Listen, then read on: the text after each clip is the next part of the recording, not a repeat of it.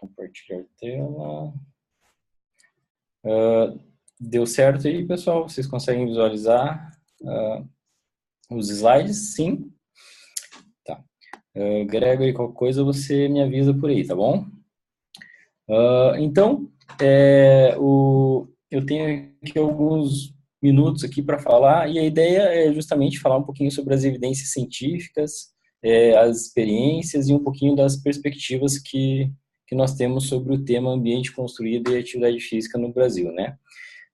Então, antes de iniciar, né, eu queria passar para vocês um pouquinho da lógica que eu vou seguir. Eu vou comentar brevemente sobre algumas medidas de avaliação do ambiente, né?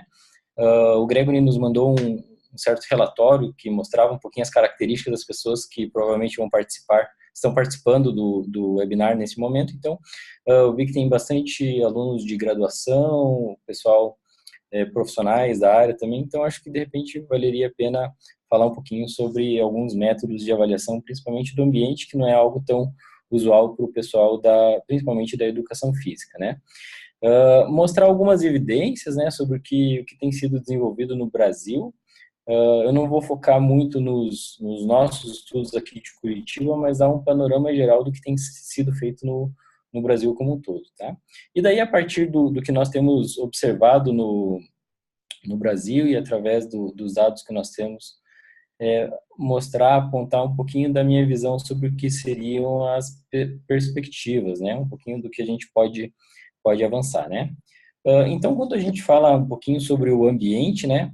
Apesar de ser bem intuitivo que o ambiente afeta a atividade física das pessoas e afeta uma série de comportamentos, e dentre esses comportamentos a atividade física, né?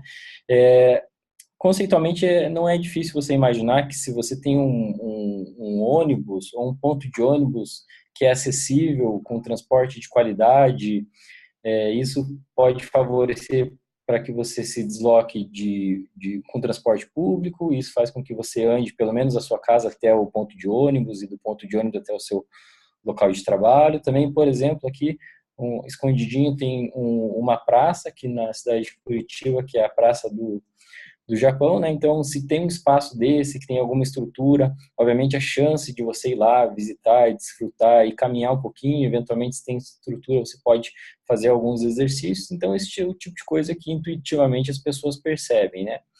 De maneira menos comum, né, ou tão intuitiva, algumas características, como, por exemplo, a forma como as ruas são organizadas dentro de uma cidade. Isso também pode afetar, né? Quando as quadras são muito largas, grandes, né? Quer dizer que isso pode dificultar um pouquinho o acesso a uma série de locais, e daí a chance, se a pessoa tiver acesso de utilizar o carro, isso começa a aumentar, né? Então, tem uma série de características que até intuitivamente é fácil da gente entender, mas na hora de você quantificar e transformar isso em medidas que possam ser quantificáveis, já começa a ficar um pouquinho mais complexo, né? Então, aqui é só um exemplo de que alguns itens do ambiente urbano, principalmente, começa a ficar destacado ali, que a gente pode pensar em medir, né? Como, por exemplo, a disponibilidade de praças, né? Locais em que tem um uso mais denso, ou até densidade residencial, né? Aqui embaixo já, por exemplo, acesso ao transporte público, né, calçadas adequadas para as pessoas caminharem, locais onde possa ter aqui a ciclovia, né, que possa favorecer o transporte de bicicleta e assim por diante. Então, começa a ressaltar alguns itens que pode favorecer ou não para que a pessoa seja mais ou menos ativa, né? Então, essas características precisam ser quantificadas para que a gente possa testar algumas associações nos estudos, né? Basicamente, de maneira relativamente simplista, né? Essas medidas, elas têm tradicionalmente sido avaliadas por três métodos bem distintos, né? Uma é basicamente como as pessoas podem perceber o ambiente perto da casa delas, né? Ou no seu entorno, né? Então, pergunta-se para as pessoas se existem parques, se existem praças, se existem calçadas e assim por diante, né? Então, essa é uma das medidas que nós podemos adotar. Temos a observação sistemática do ambiente, que consiste em nos deslocarmos até esses espaços e com geralmente um instrumento de auditagem, um checklist, avaliar o que existe, o que não existe, né? E recentemente, com o avanço de plataformas como o Google Maps, né, e o Street View, fica relativamente até mais fácil de cobrir algumas regiões maiores, né? E por fim, as medidas baseadas no sistema de informação geográfico, que permite a gente ter variáveis de cidades inteiras e fazer o processamento dessas variáveis que podem ser, por exemplo, a moradia das pessoas, escolas, ruas e assim por diante, e processar e confrontar esses dados para ter uma informação mais precisa, né? Bom, tendo em mente essas medidas, né, basicamente a nossa pergunta em específico o professor Cassiano está liderando esse estudo, nós queríamos saber como é que essas medidas e como é que essas características do ambiente poderiam estar associadas à atividade física no nosso contexto, ou seja, em estudos realizados aqui no Brasil. Então, o professor Cassiano e alguns outros coautores estão conduzindo esse estudo, que já foi submetido e está em processo de revisão, né, que basicamente revisou a literatura, né, e basicamente até o início de 2017 nós tínhamos encontrado 67 estudos que abordassem o tema ambiente construído, ou melhor, ambiente e atividade física aqui no Brasil. Nesses 67 estudos, nós notamos que tinha algumas características peculiares que nós separamos eles em 4 grupos distintos, né? Os estudos que de fato testaram a associação entre o ambiente e a atividade física, né? Que daí aí nós temos 56 estudos.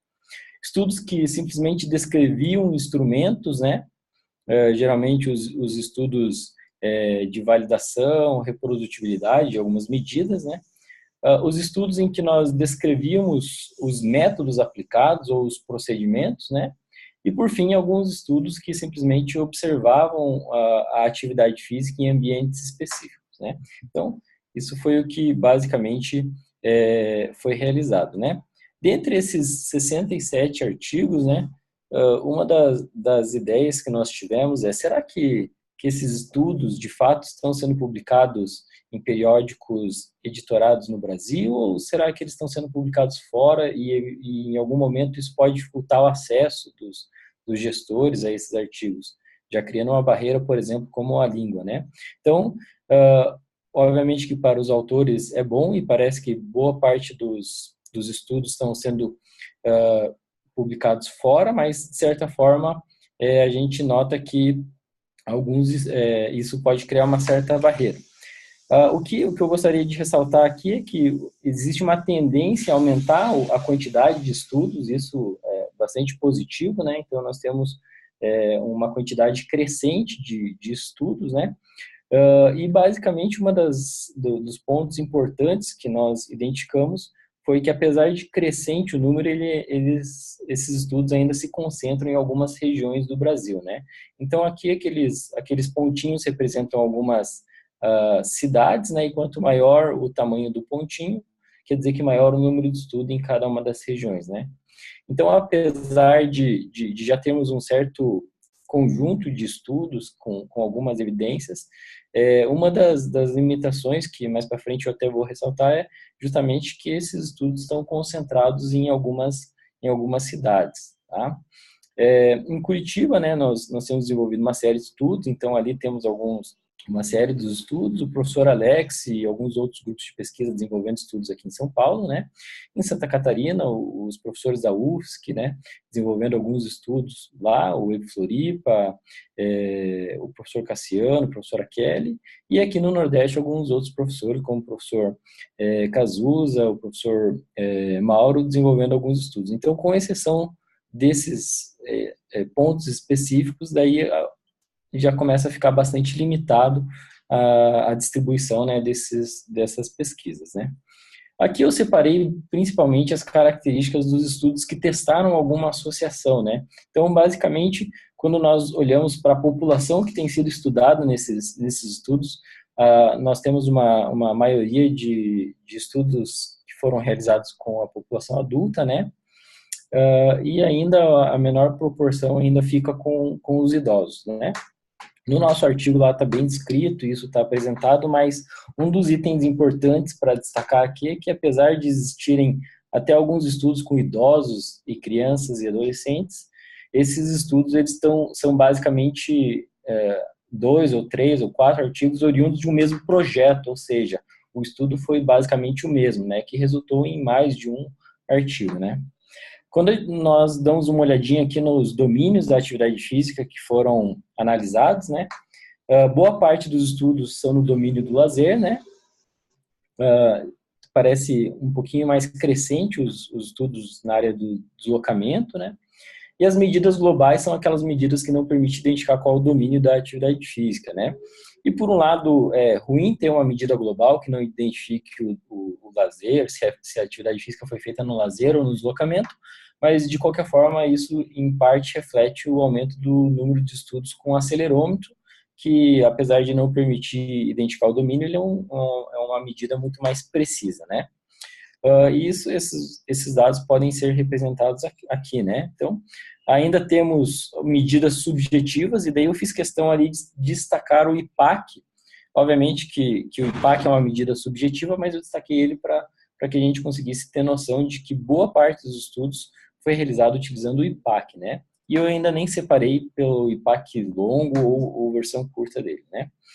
E por fim, entre as medidas do ambiente, nós ficamos bastante contentes em ver que o SIG e a observação sistemática representam uma quantidade importante dos estudos, né? No entanto, ainda mais da metade dos estudos foi realizada com o NILS, que é uma medida desenvolvida nos Estados Unidos, né? Que busca avaliar por meio da percepção alguns indicadores do ambiente construído, né? Então, basicamente, alguns pontos importantes que nós temos aí, que os estudos foram realizados com adultos, né? Ainda no contexto do lazer, utilizando o IPAC e medidas percebidas como o NILS, né? Então, aqui tem alguns itens que eu queria destacar para que mais para frente a gente possa comentar um pouquinho mais, tá? Aqui é só uma distribuição, né? Nós, obviamente, tivemos que agrupar todas as variáveis em grupos relativamente maiores dessas características, né? Que nós utilizamos essa definição aqui. Então, nós, dentre os 56 estudos, listamos e analisamos 1.054 associações testadas, né? Em grande parte, essas medidas são de acesso a locais e estruturas para atividade física, né? Locais para caminhar e andar de bicicleta, como ciclovias, pistas de caminhada, e estrutura para a segurança de pedestres, como sinalização, calçada, proteção para o pedestre de maneira geral. Então, e o uso misto do solo, né, são os estudos, são as variáveis que têm sido bastante estudadas, né. Ainda em menor quantidade, né, estruturas de transporte, né, isso eu acho que é algo importante que a gente precisa analisar um pouquinho melhor, como é que o transporte e a estrutura disponível para o transporte pode colaborar ou afetar a atividade física. O walkability, né, apesar de ser um termo bastante utilizado nos Estados Unidos e a gente ainda não ter certeza o quanto que esse conceito se aplica ao nosso contexto, a gente não tem evidência sobre se de fato ele é útil ou não, se ele afeta ou não, né? E algumas características do ambiente natural e vegetação, né? Aqui eu trouxe algum dos resumos das evidências, né? Então, primeiro eu gostaria que vocês dessem uma olhadinha na cor. Eu sei que ficou um pouquinho ruim, mas as células com a cor mais amarela quer dizer que nós não tínhamos número suficiente de estudos, tá? Então, tinha menos do que 3 associações testadas. Onde tem verdinho ali, é onde nós tínhamos pelo menos 3 associações testadas, e daí a gente pode tentar desenhar alguma conclusão, né? Então, onde tem amarelinho ali, por mais que tenha um determinado valor ali, vocês podem, de certa forma, até ignorar, né? E daí nós quantificamos o número de associações no sentido esperado, né? E daí nós quantificamos isso, e daí ali tem as proporções, né? Então a barrinha, aquele valor ali, indica a proporção de estudos que mostraram a associação esperada com a atividade física, no sentido esperado, né? Eu não vou ficar aqui separando item para item, né? Apenas para a gente ter uma noção geral sobre as associações, mas a primeira coisa que eu acho importante ressaltar é que nós temos uma quantidade maior de espaços vazios e na cor amarela, com crianças e adolescentes, que é um dos itens que eu acho importante. Nós ainda temos pouquíssimos estudos com crianças e adolescentes. Isso que nós agrupamos, crianças e adolescentes. Se separar criança, de fato, nós temos, acho que poderia dizer, um ou dois estudos, né? Então, acho que esse é um ponto importante, né? Ainda, importante ressaltar que entre as associações que nós consideramos aqui como sendo associações fortes e mais consistentes, né, a conectividade de ruas é uma variável que foi associada de maneira consistente com a atividade física no lazer de crianças e adolescentes, né. Temos aqui algumas outras associações, né, com uma proporção maior, que nós poderíamos considerar como ou associações intermediárias, ou ainda, de certa forma, inconsistente, né, mas o que nós chamamos a atenção aqui são para as associações fortes, né? Entre os adultos, né, parece que a renda do bairro ainda parece ser uma variável que está associada de maneira consistente com a atividade física no lazer, e ambientes, né, que favoreçam a presença de locais mais naturais, com vegetação, parece ter uma associação também mais consistente. Com a atividade física global, né, nós identificamos que locais para caminhar, andar de bicicleta, estrutura para segurança de pedestre foi associado de maneira consistente. Apenas gostaria de chamar a atenção que, apesar de aqui ter 100%, né, esse 100% é baseado em um número insuficiente de estudos, né. E ainda com idosos, né, apesar de nós termos aqui alguns estudos, algumas variáveis que indicam uma certa associação, ela ainda não é tão grande assim para a gente classificar como uma associação forte, né? Então, mas nós temos aqui algumas evidências que indicam que, por exemplo, estruturas para a segurança do pedestre tem uma certa consistência com o deslocamento de idosos, né? Então, basicamente, nós temos algumas evidências aí que estão sendo desenhadas, mas eu queria chamar a atenção para algumas perspectivas sobre o que nós poderíamos avançar um pouquinho mais nessa temática, né? Primeiro, a melhoria de medidas objetivas do ambiente é algo que eu acho importante, né? Ou seja, a utilização do SIG, da observação sistemática, e principalmente utilizando medidas de microescala, né, com auditagem, que permita identificar características mais sensíveis e que muitas vezes são mais fáceis de serem modificadas, né? De preferência, combinar métodos. A gente sabe que a percepção das pessoas não é a mais precisa, mas às vezes é o que importa, às vezes o que vai afetar a atividade física é o que a pessoa percebe e não necessariamente o que existe, né? Ainda temos utilizado o NIOS de maneira bastante ampla, mas nós ainda sabemos que esse instrumento foi desenvolvido para os Estados Unidos, ou nos Estados Unidos, e às vezes pode não refletir algumas necessidades específicas nossas, como, por exemplo, a percepção da segurança, né? Não tem tantos itens que avaliem a percepção de segurança, logo pode ser algo que a gente precisa desenvolver melhor, né? E ainda, mesmo que este instrumento não tenha sido completamente validado aqui, além da gente não saber essas características, nós ainda temos utilizado apenas questões específicas, ignorando a escala como um todo. Então, essa é uma característica que a gente tem que tomar algum cuidado, né? E, como eu comentei, a gente ainda não tem muita evidência sobre a validade dessas medidas para o nosso contexto, né? Alguns itens ou algumas áreas podem ser melhoradas, como os estudos com deslocamento, né, a atividade física no contexto do deslocamento. Com crianças e idosos ainda precisamos de mais evidências, apesar de já termos algumas evidências com idosos. Essas evidências basicamente vêm de 2 ou 3 bases de dados, né, não temos uma variabilidade tão grande, né.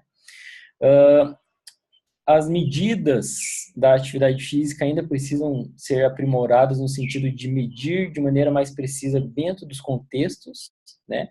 Apesar do acelerômetro ser bastante útil nós sabemos que ele não identifica o contexto e para os estudos do ambiente isso é algo fundamental, né?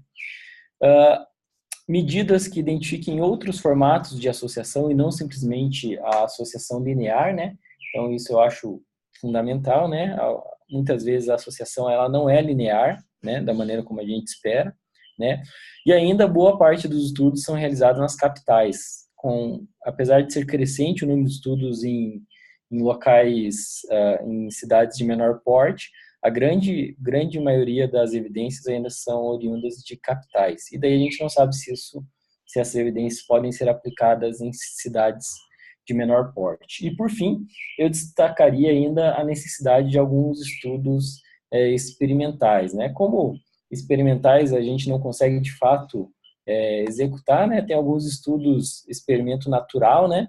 Que daí isso poderia nos aumentar as evidências, né? De causa e efeito nos estudos de ambiente, né? Eu já estou aqui encerrando devido ao tempo, né? Mas antes de finalizar, eu queria agradecer a esses colegas aqui, que são os colegas que estão trabalhando nesse artigo, nessa revisão, né? O professor Cassiano, o Bruno, a Sofia, a Tainá e o Rodrigo. Eu rapidamente identifiquei que a Sofia e o Cassiano estão no webinar, então queria agradecer a esses colegas aí pelo trabalho, né? E a gente espera que em breve já esteja disponível, aceito e disponível o artigo de revisão, né? Dúvidas sobre os projetos que nós temos desenvolvido, por favor, acessem o site, nós temos um site, que é o gpac.com.br, e ali a gente tenta manter atualizado com todos os projetos, para que as pessoas tenham acesso.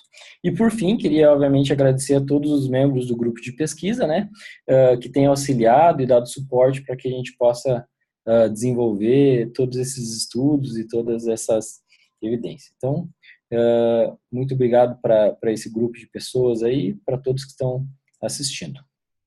Obrigado, Greg. Então, muito obrigado, Akira, pela excelente fala. Dando sequência, então, agora deixo a palavra com a Gabriela. Gabriela, tudo certo aí? Tudo certo, estão me escutando direitinho? Bom, eu estou escutando aqui, eu acho que a galera está toda escutando aí. Sim. Tá bom. Excelente. Então, Gabriela, por favor, mais uma vez, obrigado. Obrigada a vocês, gente. Uma oportunidade incrível estar aqui com vocês.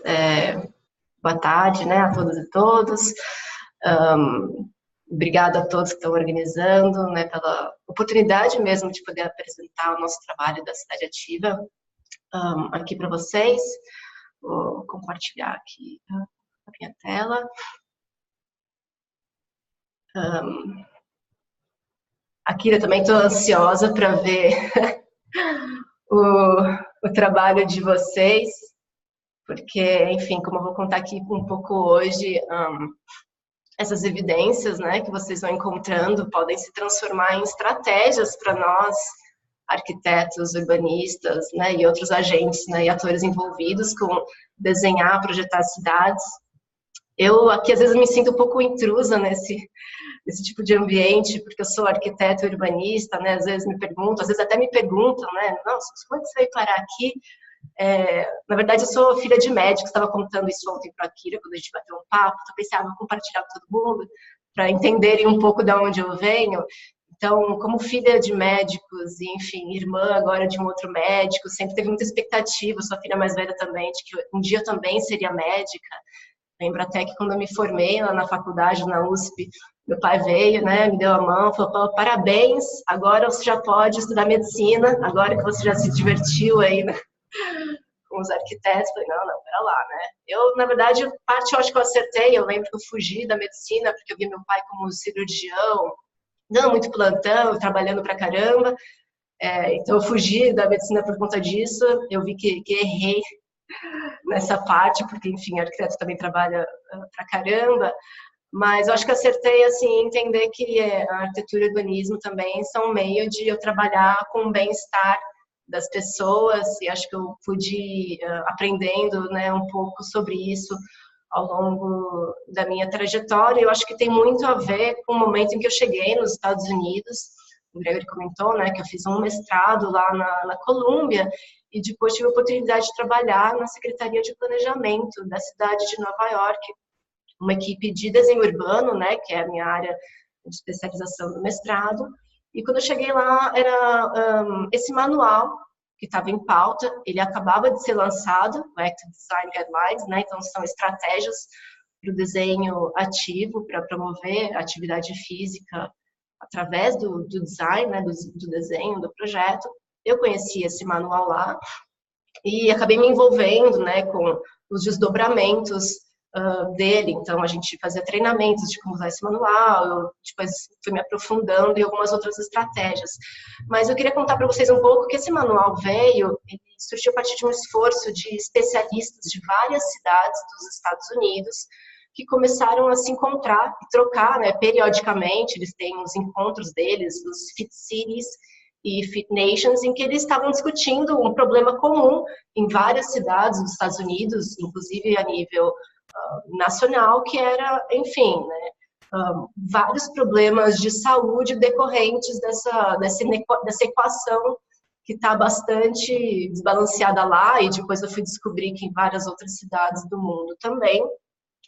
E eles, enfim, trocando entre especialistas da área da saúde, mas também da área de projeto, de obras, né, das várias áreas de expertise das prefeituras desses municípios, foram entender o que poderia ser feito para que as pessoas tivessem acesso a uma alimentação mais saudável e a prática de atividade física no dia a dia nas cidades. E fizeram uma leitura histórica, na verdade, do que aconteceu com as cidades nos Estados Unidos, mas que aconteceram também aqui em outros lugares do mundo, né, no começo lá, no final do século XIX, começo do século XX, quando a gente fez uma série de reformas urbanísticas, né, e da arquitetura também das edificações, para tentar reduzir, né, a incidência de doenças infecciosas. Então, através do que a gente fala que são os recuos, os afastamentos entre as edificações para permitir maior ventilação e a aeração das edificações,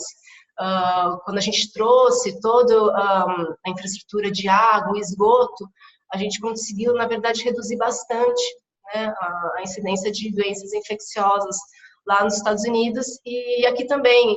E agora a leitura é que se a gente tem um problema, né, relacionado às doenças crônicas, que tem como gatilho aí a obesidade, o sedentarismo, talvez, né, exista um outro design, um outro projeto de cidade que possa ser pensado e pactuado para a gente promover esse estilo de vida mais ativo. Então, isso foi o que né, subsidiou esse Active Design Guidelines, foi o entendimento de que nas últimas décadas, na verdade, o que mudou muito foi o jeito como a gente vive, nossos hábitos de consumo, mas também as escolhas que a gente faz no dia a dia, né, nossas escolhas de todos os dias, e que essas escolhas estão, na verdade, moldadas pelo lugar em que a gente mora. Então, o que aconteceu lá naquela época, e eu acho que, na verdade, aqui eu estou vendo um movimento parecido quando a Kira conta um pouco esse trabalho, né, de fazer essa revisão da literatura, é que eles também fizeram uma revisão da literatura deles, tentando entender onde estavam as evidências muito fortes, né, e óbvias da relação entre o ambiente construído e a prática de atividade física, quais são as evidências que estavam surgindo e, na verdade, quais são também esses estudos de caso que podem ilustrar e inspirar esse novo desenho de cidades. O manual, então, ele é organizado, né, usando essas evidências que foram encontradas na literatura, principalmente norte-americana, e o manual traz, então, uma série de estratégias, né, que é um exemplo, por exemplo, quando eles trazem, então, essas evidências da literatura que explicam por que é importante a gente desenhar, né, espaços públicos que estejam bem distribuídos na cidade, como esses espaços podem ser desenhados, que eles têm que ter áreas verdes, mas também áreas para as crianças brincarem. E o manual, então, na verdade, é uma ferramenta muito útil, né, que conecta nós, que somos os designers, os projetistas da arquitetura, das edificações e das cidades, com especialistas como vocês aqui hoje, que fazem toda essa pesquisa. E o bacana é que esse manual, aliás, já conta aqui que o manual está disponível online para quem tiver curiosidade, é fácil de baixar ele. Ele traz um checklist, né, bem assim simplificado, que vai ajudar, né, a pessoa que está projetando, seja um bairro, seja uma edificação, a entender quais aspectos de projeto podem ser observados e que esses aspectos vão, né, aumentar as chances de que aquelas pessoas, aqueles usuários, pratiquem atividade física no dia a dia ou tenham acesso a uma alimentação mais saudável. É engraçado que, nesse momento que eu estava participando, né, desse Active Design, enfim, eu participei, na verdade, do desenho de um manual de calçadas, para entender como as calçadas podem incentivar o caminhar nas nossas cidades. Eu lembro de ter essa conversa com meu pai e falei o que eu estava fazendo, daí ele entendeu. Falou, poxa, agora eu entendi, né, por que os arquitetos, os urbanistas também são assim um pouquinho parecidos com os médicos. E a gente se conectou. Agora eu acho que ele estava mais feliz de eu trabalhar como urbanista, mas só para simplificar, resumir um pouco aqui para vocês, as estratégias que o manual traz e que também acredito que se aplicam um pouco aqui à nossa realidade, na verdade, são resumidas ao fato de que as cidades têm que oferecer escolhas para as pessoas no dia a dia, né? Então, acho que esse passa por você ter, claro, morar próximo de um parque ou de uma área verde, de uma área recreativa que te permita praticar atividade física, mas, ao meu ver, também, não só uma atividade física, né, ativa, mas também propiciar o encontro, o descanso. Eu acho que são atividades complementares à prática do exercício em si, da atividade física em si, enfim, que acabam incentivando um estilo de vida mais ativo como um todo.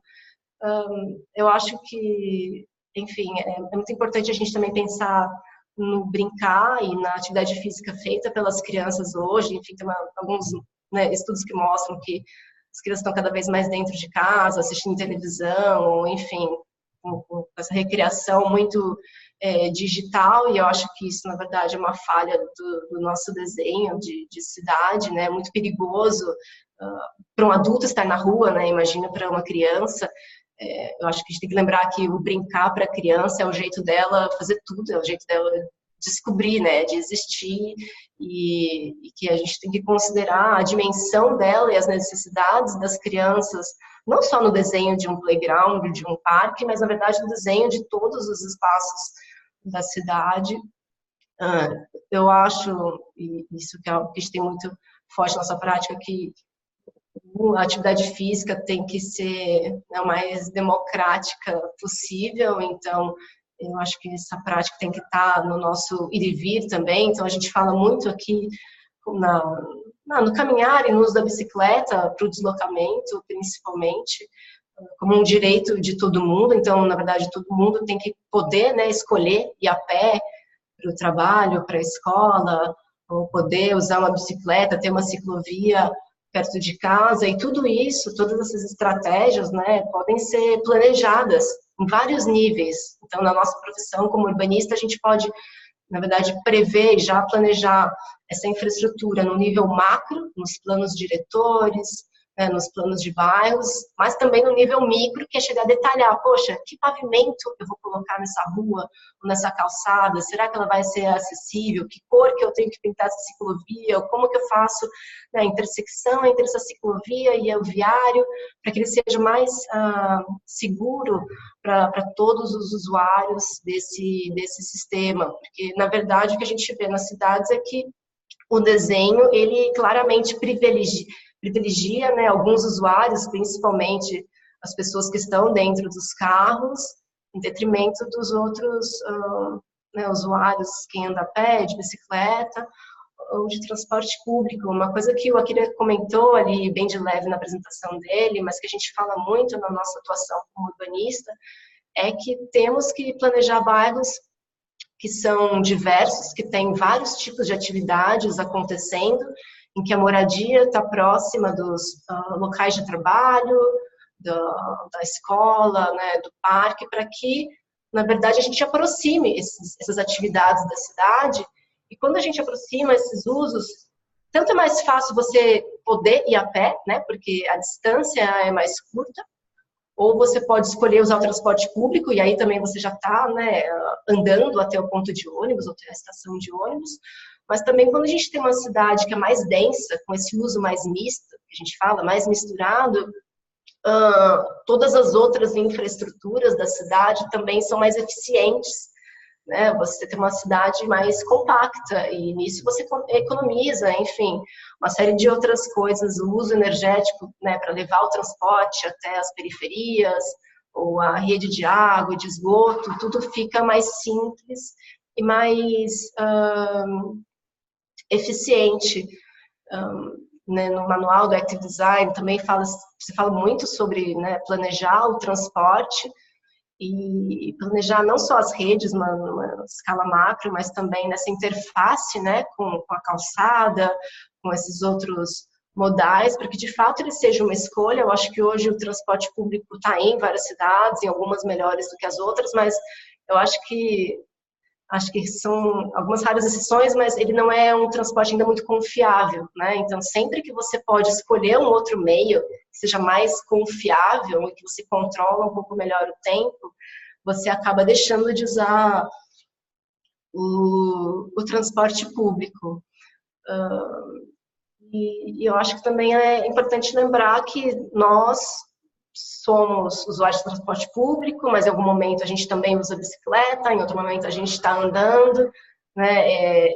Lembrar, né, nós urbanistas, que esse jeito de se deslocar na cidade ele é diverso e ele se combina ao longo do dia e a gente pode fazer atividade física de diversas maneiras, combinando esses modais, e que a cidade pode ser pensada para isso. E que o caminhar, eu falo do caminhar também porque aqui na Cidade Ativa a gente trata muito desse tema, a gente acha que é uma maneira muito simples, né, enfim, democratizar essa atividade física que é tão inerente, né, a nós, como seres humanos, a gente poder andar para fazer as atividades do dia a dia. Então, na verdade, toda essa reflexão sobre Active Design, tudo que eu aprendi lá nos Estados Unidos, me fizeram pensar que uma cidade mais ativa, né, ela também é uma cidade mais sustentável, uma cidade mais inteligente, uma cidade pensada para as pessoas e para o nosso bem-estar, e que essa cidade ativa vem então como uma outra realmente camada de argumentação para uma cidade que nós todos temos que pactuar e procurar em conjunto, né? Eu digo isso porque hoje em dia a gente gosta muito de adotar alguns nomes e alguns slogans para poder vender um modelo de cidade ou outro, mas no fundo o que esse trabalho todo me mostrou é que essa cidade é uma só, né? Ela é ativa, ela é mais saudável, mas também ela é mais eficiente, mais inclusiva, e tudo isso a gente trouxe então para a Cidade Ativa, que foi a organização que eu ajudei a fundar, né, depois dessa minha experiência lá nos Estados Unidos. Vim para o Brasil e com o apoio de pessoas de lá, tanto da área da saúde quanto da área do planejamento urbano, começamos então a pensar, né, o que seria aplicar essas estratégias do Active Design aqui no Brasil. E hoje, claro, a gente entende desses outros benefícios das cidades mais ativas e a gente trabalha com isso, sempre lembrando que sim, eu acho que o ambiente em que a gente mora vai moldar, né, o nosso estilo de vida, as nossas escolhas, a nossa saúde, mas também somos nós os agentes transformadores desses ambientes e que esse é um ciclo contínuo.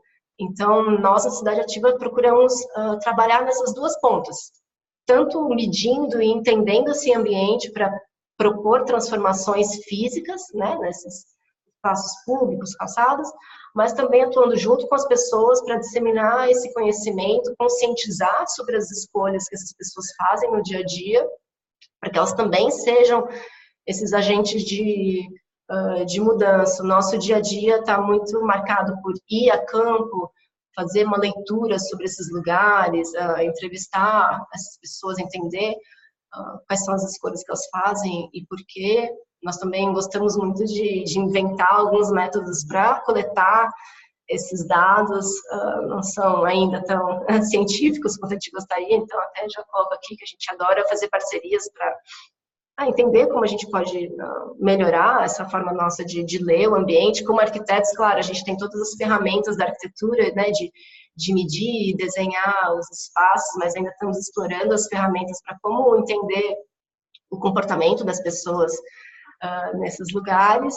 E a gente engaja sempre as pessoas também nos nossos projetos, para que, como eu disse, né, que elas sejam também esses agentes transformadores do lugar em que elas moram. Então, só para contar um pouquinho para vocês do que a gente tem feito, nós estruturamos as iniciativas da Cidade Ativa nesses 3 eixos, onde a gente reconhece, né, estuda, analisa, mede os lugares e também as pessoas que estão ali. Então, a partir desses dados, a gente faz propostas de intervenção, que pode ser numa escala mais macro, mas também num espaço público, numa rua, e a gente faz isso em parceria, né, com os atores locais e com os usuários daquele lugar. E também esse terceiro eixo, que é o de informar e capacitar, inspirar, comunicar tudo isso que a gente tem aprendido para outros públicos. Nós hoje temos uma série de iniciativas em que a gente tenta colocar esses eixos de atuação em prática. Hoje eu queria comentar com vocês talvez 2 deles. Um deles é o Óleo Degrau. É uma iniciativa que nasceu para entender o papel das escadarias nas cidades. Eu vi aí que tem gente do Brasil todo, e eu sei que tem várias cidades, na verdade, que tem um relevo bastante acidentado. Aqui em São Paulo é assim, né? Nós temos bairros que tem ruas que estão num nível, ruas que estão em outro, e essas escadarias conectam vários níveis desses bairros, elas funcionam como atalhos desses lugares. Então, a gente entende que as escadarias são links importantes para a mobilidade a pé, para quem anda no dia a dia, mas também, dependendo do desenho dessas escadarias, elas são praças, na verdade, elas são lugares de encontro, às vezes de acesso às residências, dependendo de onde elas estão, elas também oferecem vistas, né, do bairro ou da cidade, e a gente acha que elas podem ser melhor exploradas, né, cuidadas, para funcionar como esses pontos para encontrar, para trocar e para praticar atividade física também. Uma das ações desse projeto, bem lá no comecinho, foi mapear as escadarias da cidade de São Paulo, porque a gente descobriu que não havia uma base de dados que realmente resumia essa informação e oferecia ela aos usuários. Hoje nós temos já 3 escadarias que nós ajudamos a requalificar aqui em São Paulo, uma em Pinheiros, na Zona Sul, Jardim Ângela, outra também mais próxima do centro, Zona Oeste, que é na Cotoxó, no bairro da Pompeia. E hoje estamos com mais 2 projetos em andamento, um em Ermelino Matarazzo, na Zona Leste, e outro que vamos começar também agora, outro ali no Jardim Ângela. Só para vocês entenderem um pouquinho como é o processo, a gente vai a campo logo no início do projeto, conversamos com as pessoas, a gente também faz essa análise do ambiente, que é mais, enfim, pautado no jeito como a gente aprendeu a fazer como arquiteto, que é tomar medidas, entender um pouco mais a parte da infraestrutura desses espaços, né? Se eles têm, como são os degraus dessas escadarias, tem corrimão, né? Quão acessível ou seguros são esses lugares. Esses dados, depois a gente sistematiza para, enfim, a gente tenta construir um cenário base para depois comparar, né, com pós-intervenção, entender qual foi o impacto dessa ação, tanto no espaço físico, mas também nessa visão subjetiva do usuário, de como ela se sente naquele lugar. Normalmente as escadarias recebem notas muito baixas por parte desses usuários, porque costumam ser lugares mal cuidados, onde tem muito lixo, onde tem usuário de droga, onde a iluminação não funciona. Então, são esse tipo de inputs que a gente recebe das pessoas com quem a gente conversa. Fazemos logo em seguida um momento de uma oficina colaborativa, que a gente chama, a gente convida as pessoas que passam por ali a experienciar aquele lugar de uma outra maneira. Então, a gente faz uma festa, um piquenique, a gente enfeita o lugar e para as pessoas entenderem que aquele espaço pode ser um espaço para onde elas podem passar, para onde elas podem permanecer, descansar ou fazer, né, uma atividade física. e se conhecer também. Em muitos casos, a gente convida os moradores do entorno para conhecer esses lugares e muitos relatam que nunca haviam passado por ali, ou às vezes comentam que não conheciam o vizinho do lado, porque eles não têm um espaço de troca e de, né, de se conhecer e de se reconhecer. Então, essas oficinas funcionam também para isso, né, para construir esse sentimento de pertencimento, né, e de comunidade. A gente aproveita também essas ocasiões para coletar outros tipos de dados, através desses painéis que a gente faz algumas perguntas, fazemos outras atividades lúdicas, depende muito do público que participa. Pela segunda vez agora também estamos trabalhando com crianças da escola, né, da rede pública, então eles também são os atores ali das nossas oficinas, e como eu disse, a gente traz às vezes outras situações, né, para aquele espaço do dia a dia que está ali deixado de lado, e que acendem os olhos dessas pessoas para outras maneiras de usar os espaços públicos. Os dados que a gente coleta, então, nessa primeira leitura das oficinas, se transformam em estratégias de projeto, que a gente sistematiza, né, ou em forma de plantas e cortes, que são os desenhos que a gente usa para representar os projetos, perspectivas, e essas ideias são apresentadas para a comunidade também, onde a gente tenta pactuar, então, o que deveria ser feito, o que pode ser feito, com qual recurso, né, quem que pode ajudar, e a partir daí a gente organiza, então, os mutirões que vão executar essas melhorias.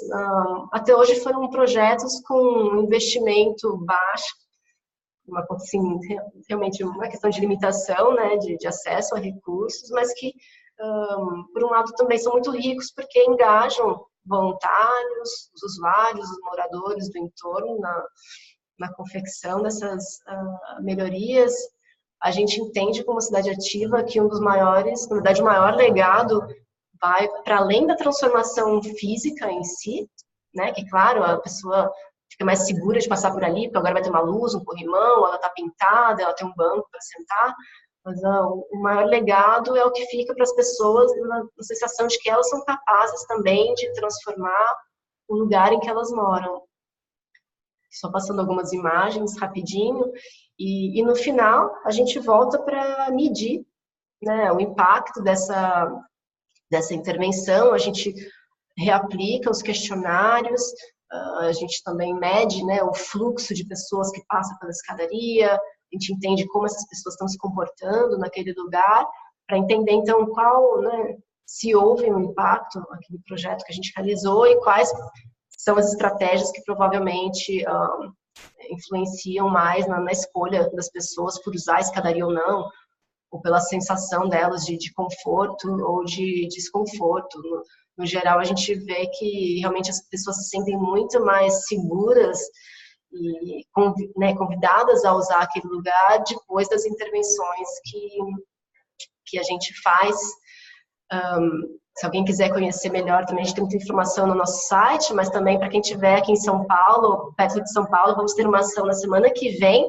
Deixo aqui um convite, a gente vai estar lá na escadaria Emerino Matarazzo, na frente a uma escola. Entre as várias atividades, vamos pintar os degraus ali daquela escadaria. Quem quiser participar, é só se cadastrar. E só para terminar, eu queria deixar aqui um convite para um outro projeto que a gente faz, que eu acho que pode ter gente que também poderia colaborar com a gente, que é o Como Anda. Como eu comentei, falar sobre a mobilidade a pé é uma das grandes paixões, assim, acho que vocações também da cidade ativa, e foi pensando nisso, foi pensando em atuar mais, né, para promover o andar nas cidades brasileiras, que a gente começou esse projeto em parceria com a Corrida Amiga e com o Instituto Clima e Sociedade, para, na verdade, antes de começar a atuar no tema, tentar entender como vai esse movimento, né? Quem são as pessoas que hoje ajudam a promover o deslocamento a pé no Brasil. E esse projeto começou com uma pesquisa, que ela ainda está disponível no nosso site, para realmente mapear, levantar quais são as organizações que trabalham com o tema e como elas atuam. Então, hoje vocês, né, que trabalham com a mobilidade a pé, seja uma instituição de ensino, né, um grupo de pesquisa, seja uma prefeitura, um coletivo, um escritório de arquitetura, Você pode entrar no site, preencher um formulário contando um pouquinho melhor sobre como você trabalha. Todos esses dados alimentam um gráfico interativo, que também está no nosso site. Através de alguns filtros, vocês conseguem identificar algumas organizações. Essa aqui é a Pezito, que está em Porto Alegre. Então, usando ou o mapa, ou aqui a linha do tempo, ou esses outros eixos de análise.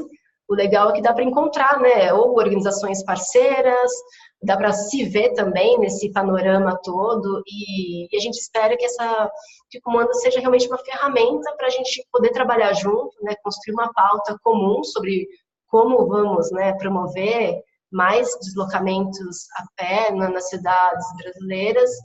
A gente tem uma série de dados que já oferecemos lá no site, a gente fala um pouco dessa linha do tempo no movimento no Brasil.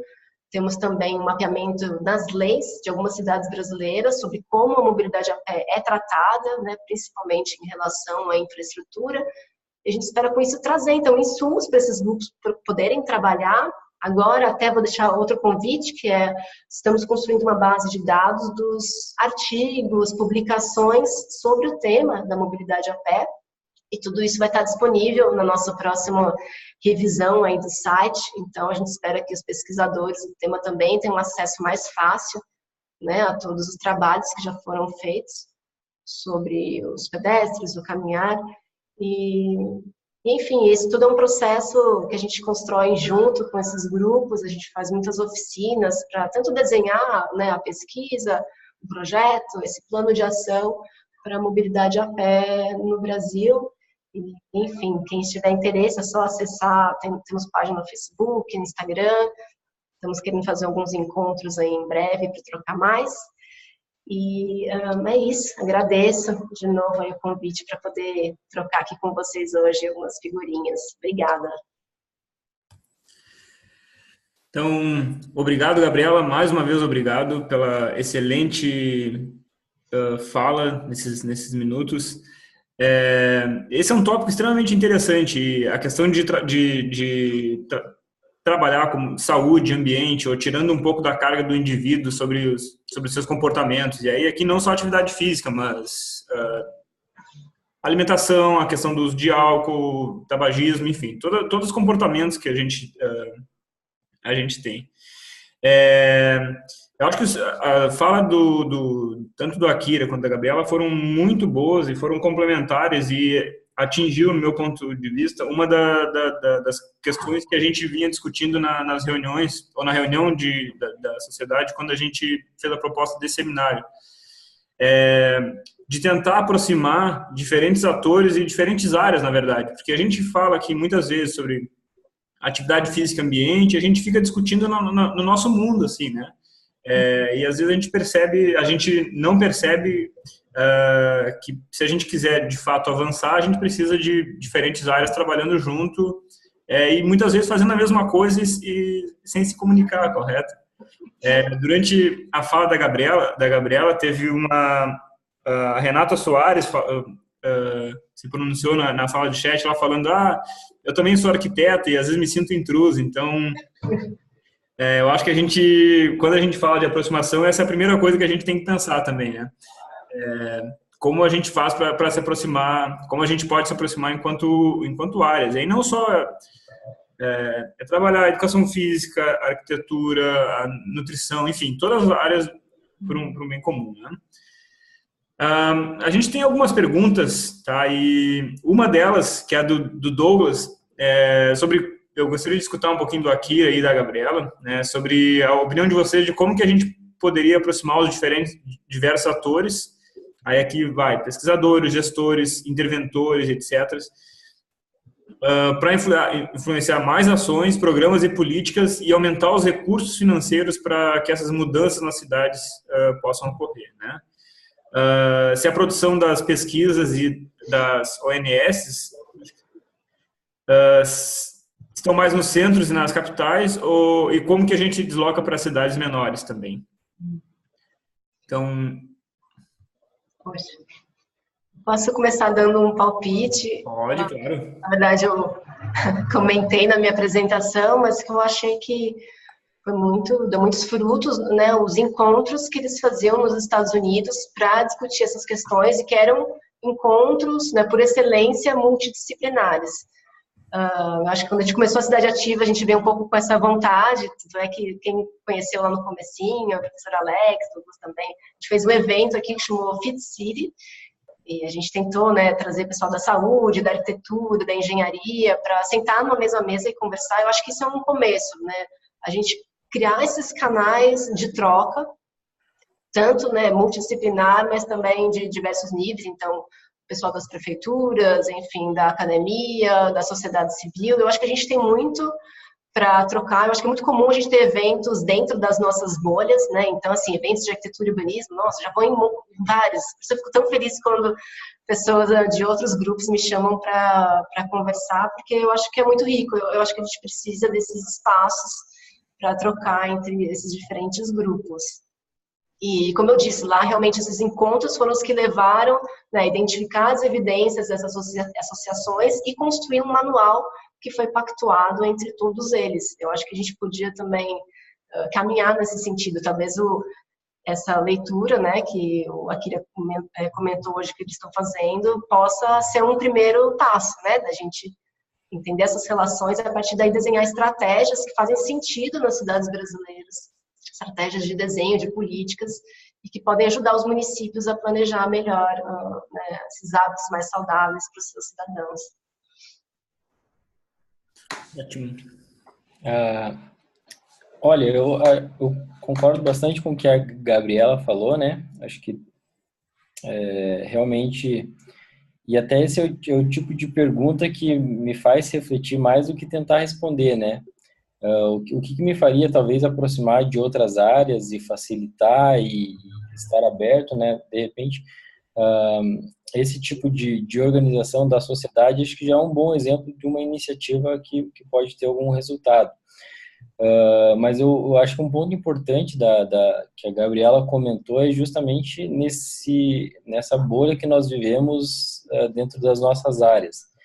Eu acho que uma das partes importantíssimas para a gente melhorar isso é justamente abrir essa bolha, essa casca que nós vivemos, né? Então, essa é uma discussão que inclusive eu e o professor Rodrigo, a gente tem tido algum tempo atrás, mesmo em congressos internacionais sobre atividade física e saúde, são as mesmas pessoas, são das mesmas áreas, falando sobre métodos que são muito próximos, né? Porque justamente são sempre aqueles atores que estão desenvolvendo e seguindo uma mesma tendência. Talvez colocar em trazer pessoas de áreas diferentes, regiões diferentes, com necessidades diferentes, isso possa facilitar. Como fazer isso, de fato, não saberia não sei se tem uma fórmula mágica. Eu acredito que essa é uma parte, acho que esse é realmente o ponto-chave, né? Eu acho que vai ter que partir um pouquinho dos pesquisadores e bastante contar com a ajuda do ativismo, né? Eu acho que se depender dos nossos governantes, na estrutura que nós temos, isso não vai acontecer, né? Então, eu acredito que vai depender muito mais da nossa iniciativa, Douglas, minha, sua, do Alex, do Gregory, do Mauro, todos, de nos aproximarmos e organizarmos para tentarmos, de fato, abrir essa discussão. Então, acho que talvez os eventos da sociedade, os congressos, acho que seriam um dos pontos iniciais, né? E dentro da sociedade, eu acredito que até as próprios regionais, né, podem auxiliar a levar essa estrutura e essa discussão para outras cidades. Ótimo. Bom, pessoal, a gente tem algumas perguntas aqui, mas devido ao horário, tem mais duas perguntas aqui que eu selecionei, tá? Peraí que eu me perdi aqui tem uma pergunta aqui do Inayan, que é se vocês acham que ao tornar o ambiente urbano mais amigável para o transporte ativo, de uma forma geral, se vocês acham que isso mudaria a nossa cultura, né? E a razão para a pergunta dele Ele fala que a nossa cultura, ela aponta para a questão de que andar de bicicleta ou ir a pé é coisa de pobre, ou que não tem opção. Então, como vocês enxergam isso daí? E a outra pergunta que eu teria aqui é, na área dos determinantes ambientais para a prática de atividade física, especificamente, né? Quais seriam as principais lacunas na área que vocês acham que a gente poderia resolver, deveria ainda trabalhar, deveria entender nessa área?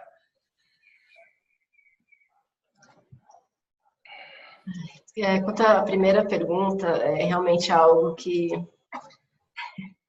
mas me tira o sono, mas é porque quando a gente vê, por exemplo, se a gente fizesse um plano de walkability, né, para São Paulo, onde são as áreas mais amigáveis para caminhar, e onde são, na verdade, os bairros em que se caminha mais como forma de deslocamento, a gente vai ver que eles são mapas opostos, né? Que, na verdade, se caminha mais nas periferias, onde a gente tem pior condição de calçado e de acesso ao transporte, onde as condições são mais difíceis para essa escolha, mas que ela é feita porque ela tem que ser feita, ela é a única escolha. Então, é verdade que hoje, muitas vezes, o transporte ativo, a pé bicicleta, ele é a falta de opção.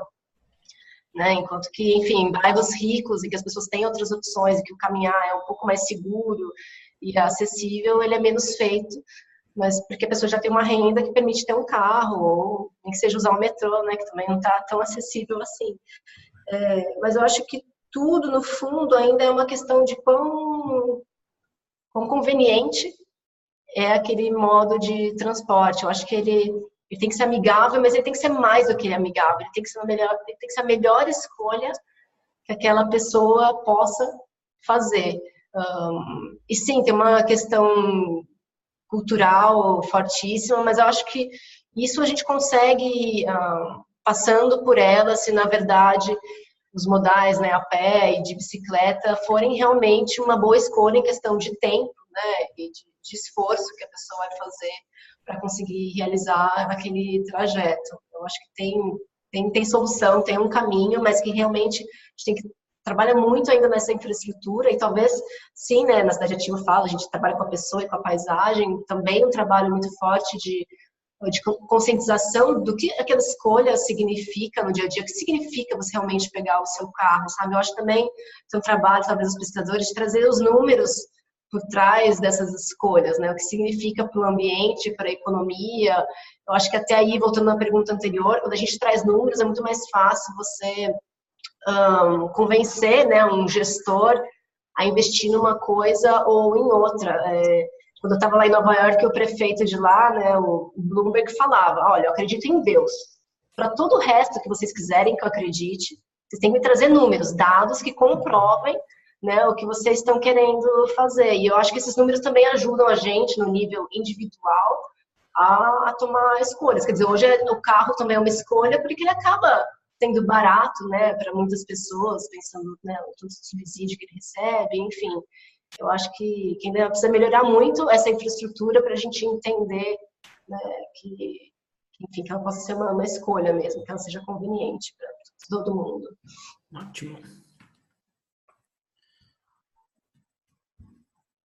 Só rapidamente complementando, a pergunta do Né é bem interessante. Eu acho que nesse sentido de mudança de cultura, acho que a gente tem bastante para aprender com o tabagismo, né? Acho que se você pensar 20, 30 anos atrás, né? A questão de você não fumar em ambientes fechados era algo que, de repente, culturalmente era totalmente aceitável e imaginar algo diferente disso era difícil, né? Hoje o oposto é a cultura, né? Então, você imaginar dentro do avião, né? Caso extremo, né? Alguém fumar do seu lado ou ter um espaço para não fumantes dentro do avião e um espaço para fumantes, acho que então acho que dá para mudar a cultura, sim. Agora tem alguns itens que acho que é importante a gente destacar que talvez só mudar o ambiente não seja suficiente. Mas é necessário. Se não começar por aí, eu acho que o restante não vem atrás. Então, eu acho que se a pergunta é só mudar o ambiente, talvez seja suficiente, Talvez não, tá? Eu acredito que eventualmente a gente precisa de outras ações que facilitem, por exemplo, no caso da bicicleta, né? Uma regulamentação, uma fiscalização, que foi basicamente o que eu acredito que trouxe essa mudança de cultura, né? Então, acho que esse é um fator bastante importante, tá? Bom, infelizmente, pelo horário, a gente vai encerrar o seminário por aqui, tá? Mas, novamente, eu agradeço muito a participação, em nome da Sociedade Brasileira de Atividade Física e Saúde, a participação do Akira, a participação da Gabriela, pela excelente, as duas excelentes falas que foram feitas, complementares. E deixo aqui o convite, ou deixo aqui o apelo, para que a gente continue trabalhando em parceria, na verdade, né? Tendo um objetivo em comum e trabalhando em parcerias. Então, desejo agora uma boa sexta a vocês, uma boa noite, um bom final de semana a todos que tiveram presentes, tá? E, enfim, é isso daí. Uma boa noite, muito obrigado. Boa noite, gente. Tchau, tchau. Tchau, tchau. Tchau, tchau.